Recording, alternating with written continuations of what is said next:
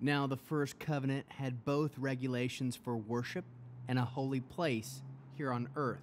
A tent was set up, the outer one, which was called the holy place. In it were the menorah, the table, the bread of the presence.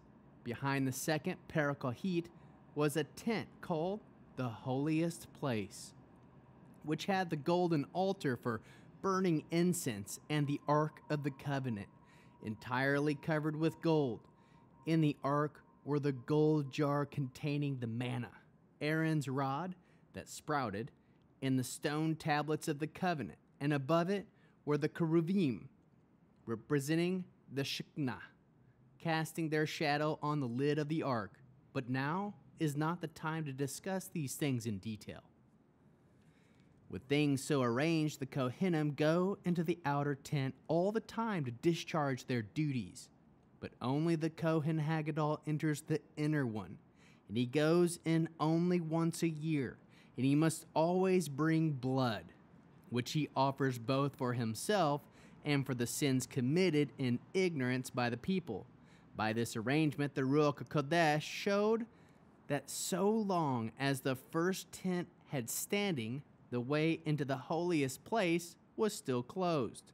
This symbolized the present age and indicates that the conscience of the person performing the service cannot be brought to the goal by the gifts and sacrifices he offers, for they involve only food and drink and various ceremonial washings, regulations concerning the outward life, imposed until the time of God to reshape the whole structure. But when the Messiah appeared as Kohen Gadol of the good things that are happening already, then through the greater and more perfect tent, which is not man-made, that is, it is not this created world, he entered the holiest place once and for all.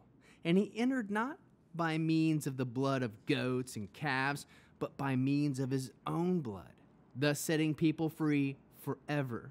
For if sprinkling ceremonially unclean persons with the blood of goats and bulls and the ashes of a heifer restores their outward purity, then how much more the blood of the Messiah, who, through the eternal Spirit, offered himself to God as a sacrifice without blemish, will purify our conscience from works that lead to death, so that we can serve the living God. It is because of this death that he is a mediator of the new covenant, or will. Because of death has occurred which sets people free from the transgressions committed under the first covenant. Those who have been called may receive that the promised eternal inheritance, for where there is a will, there must necessarily be produced evidence of its maker's death, since a will goes into effect only upon death. It never has force while its maker is still alive. This is why the first covenant, too, was inaugurated with blood. After Moshe had proclaimed every command of the Torah to all the people, he took the blood of the calves with some water and used scarlet wool and hyssop to sprinkle both the scroll itself and the people. And he said, "This is the blood of the covenant which God has ordained for you." Likewise, he sprinkled with the blood both the tent and all the things used in its ceremonies. In fact, according to the Torah, almost everything is purified with blood. Indeed, without the shedding of blood, there is no forgiveness of sins.